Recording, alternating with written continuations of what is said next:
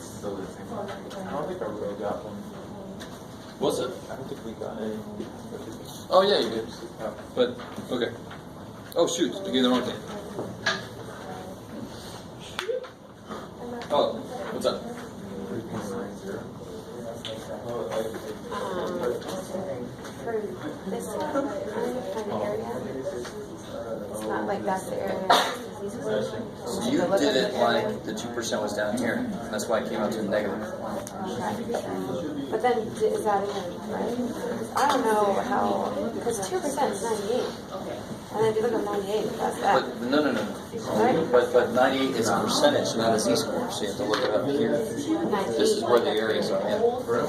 You have to make it into a z-score. Okay. And then for this one? Yeah, you got it. So it's 1?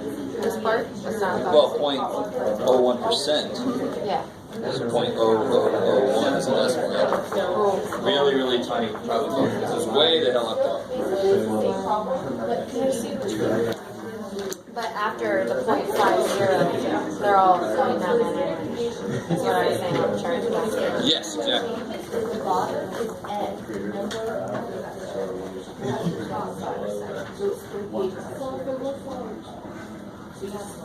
All right, guys, here we go. Turn that on. Yep. Popping out of there.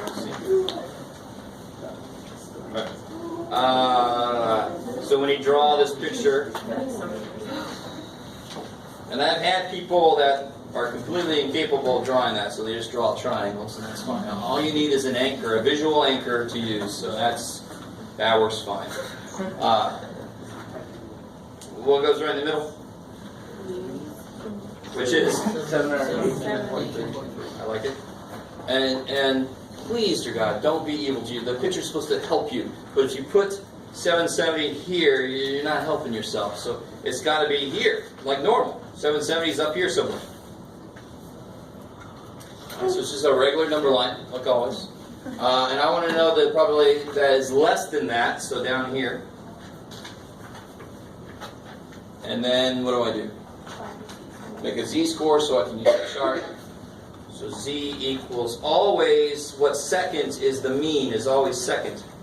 And then the data point I'm interested in right at the moment goes before that.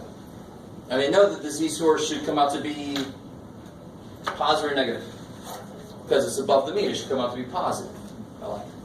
So you got all these little checks and balances. Divided by who? 223.56. And what do you get for that z-score? 0.23. 0.23, okay. And then when you look up 0.23, 5910, and you are done because you wanted the area below, and that's what the chart gives you.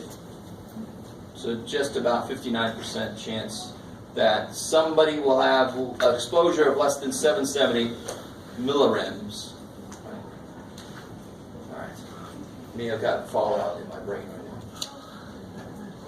So this is going to work. Is everybody cool with that first one? Yes. All right. Some of your faces said differently, but oh well, you're not speaking up. X greater than 860 is going to work the exact same way to begin with. 718.3 is in the middle. 860 is way up here, and I want to know the probability is greater than that. So it's going to be, I should expect a very tiny percentage then from my picture. My picture won't be perfect, but at least I know it's going to be less than 50%. So when I make a z-score, data point minus the mean divided by 223.56. What do you get for that z-score? 0.63. Who's 0.63? Thank you. So 0.63. When you look that up, all you shortcut people just be quiet. When you look up 0.63, what do you get? Yeah, 0.63, 7357. So 7357. That's not my answer though. My answer is the rest. Right? Yeah, 2643. Just real quick again. To make 7, 9, it's 2. To make 3, 9, it's 6. To make 5, 9, is 4. To make 7, 9, 10 is 3. So 2, 6, 4, 3. Or you got to count over 4. Sorry. I showed you that once before, how to do decimals subtracted from 1. And I know the calculator's like, well, dude, this is what this is made for. This is alright, whatever.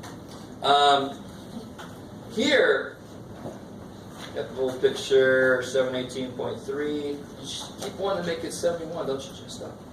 718.3. Everything's happening on this side, 60 and 400. Stay with me now. And then to make a z-score out of that, a z-score out of the other one. What was it again? 223.56. Negative 1.42. Negative 1.42.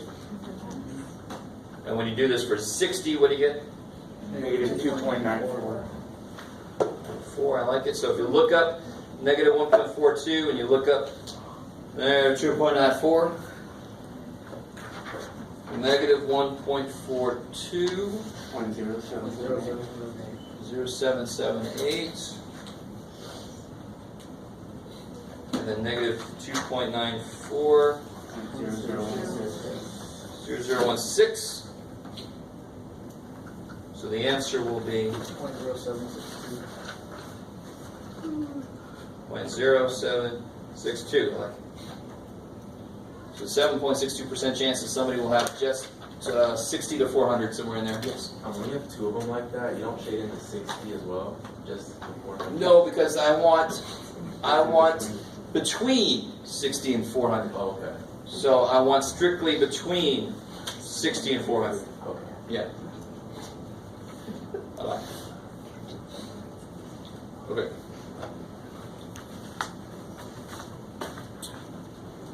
So to put somebody in the top 2%, so this is going to be, so I don't remember, I said normally you do this, right? I give you an X score like I did up here, like the 770 was a raw score. The first thing we did was we converted it into a Z score, and then we looked up the area, right? So when I give you the area, you're going to do all this stuff backwards. You're going to look up the area to get a Z score, and you're going to convert the Z score back to an X score.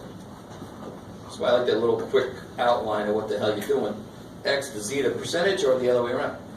So, your guy, draw the picture. Top 2% is exactly what your gut should be yelling at you. It's up here. It's freaking top 2%. In this case, is it good to be in the top 2%? Yes. No. It means you're getting a lot of Radiation. radiation, which most of us is bad. I don't know. So 0.02. Technically, I have to look up area below because it's all the chart understands. So what area is below this thing? 98. You have to keep telling yourself that's an area. Me, that's an area. So you don't look up here, 0.98, that's Z-score. I got to look in here for 0.98. It's an area. So 0.98, close I get 2.06. 2.05, right? 2.06 is 3 away, 2.05 is 2 away. If you say 2.055, that's awesome. A little tear for you. But 2.05 is the closest, it's the winner. So you can use 2.05. You guys kind of with me? So make my answer keys, I kind of calculate all of them just to be ready for you, whatever the hell you're doing. What did I just say? 2.05. Why does that make sense that it's positive? This is up here. It's above the mean, exactly.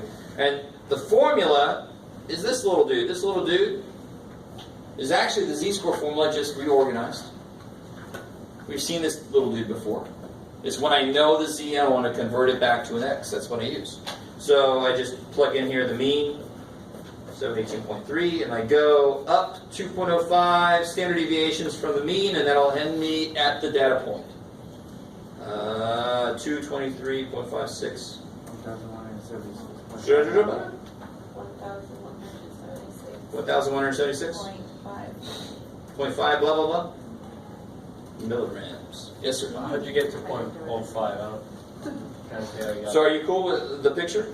Yeah. All right. So when you look up 0.98, it's an area. Where are the areas on the chart? In here. The closest I can get to 0.98 is this guy. 2.9798. This is the closest I can get to 98%, right? And now if you look out, it's 2.0. 2.05. Again, this guy is 3 away. This guy is 2 away. Who won? This guy. Yes, no? Yes? Okay. All right. If you put 2.06 there and it's the only mistake you made, you're not going to lose a lot of points. You're going to lose a point or something. You are going to lose a point. Oh, yes. There will be lost points. What's the answer for 1176.5 something or other? Yeah. Okay. Every time you go on an airplane, you get more radiation then, because you have less atmosphere protecting you from radiation. Just to let you know, if you do a lot of flying, it might glow at night. You don't need it at night. Even though you're insulated by like the aluminum and stuff. Yeah, radiation doesn't care about stuff. It's not lead, or else your plane wouldn't get up. But yeah, sorry. You might want some lead underpants or get to do a lot of flying.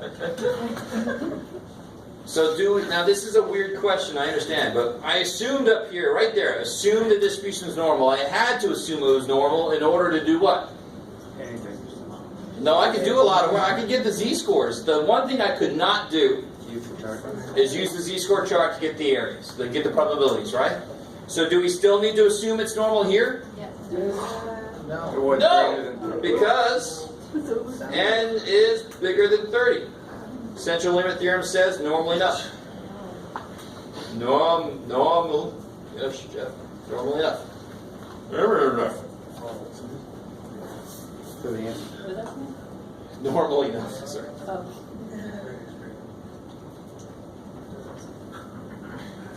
That's as good as my writing gets right there. What is this? Less than Yeah, what is this? This is the central limit theorem, which is the name of when I take a sample and talk about sample means, the central limit theorem is what tells me the mean stays the same and the standard deviation gets smaller. That's the theorem that they came up with that has that as a part of it. It also, bless you, is the theorem that says this. If the sample's big enough, it's normal enough. Yes, ma'am? So like on the test, could we just write that? CLT. Yeah, you got to say n greater than 30? CLT, I like it. If you said that, I'm happy. It would be. So actually, you should probably answer the question. Do we still need to assume no because of this? I like it. But what do I do immediately because of the fact that I took a sample, and I'm talking about sample means? Standard deviation. Change the standard deviation so it becomes the old one divided by Square root of 30. square root of 38. I like it. And what do you get? 36.29. 36.29. Exactly. 266.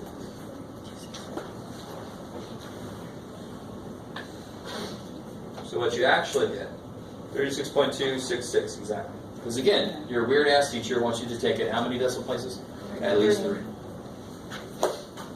If you go that far, the rounding won't be a problem for most problems. If you go to 2 places, it's going to be a problem and a lot more problems. So I say at least 3 for that reason. Now you do all the same math because you notice the question is roughly the same as the very first one I asked. It's just that this was for individuals. So I'm going to have the same setup except instead of 223.56, I'm going to have 36.266. So it's still the same picture, still the same mean. Gosh, Jeff, it's not 71. 718.3. Less than 770. Blah, blah, blah, blah. But now when I make a z-score, it's going to be divided by 36.266. So I really want that to see how that, there's the formula for the individual, individual, there it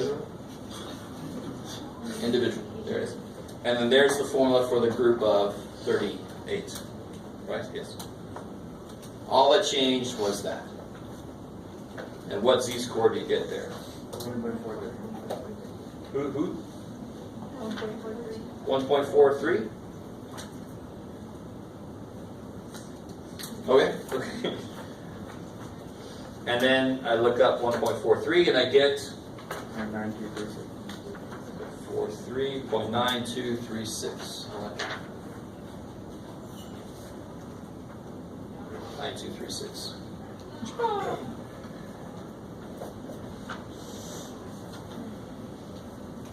So it went from 59% to 92% because this tail got a lot smaller, right? Because everybody kind of rushes to the middle. So there's more people below 770 now. I mean, a higher chance that a group will be below 770. And then this one again, same idea. Same questions before, just now when I do the z-score, it'll be divided by 36.266. 3.91. And it was greater than, so when I look up the area, when I look up 3.91,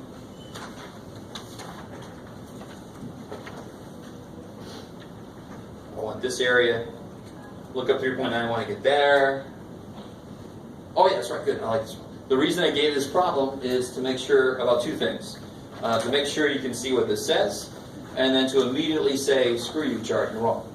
Because I hate the fact that they said, no matter how far away you get, it's always this. That doesn't make a damn bit of sense. Basically, if it's off the chart, it's either 100% or 0%. Right? Not really 0%, right? It'd be a 0 plus. You would be so close to 0, a normal human would say it's freaking 0. If you use what the chart says, I'm not going to count you wrong, because it's what the chart says. What can I do with that? But essentially what I'd really like to see here is either you say 0.0001, that's using the 0.9999 the chart had, because that 0.999 was where? It's down here. So what's above it? 0.001. Or you could say about 0%. Or 0 plus, like the book said. 0 plus. Because once you get so far up there, it's very little chance, basically 0% chance you'll find somebody up there. It's like saying, what's probably find somebody who's taller than 9 feet tall? Maybe tomorrow they'll be born, but there's essentially a 0% chance.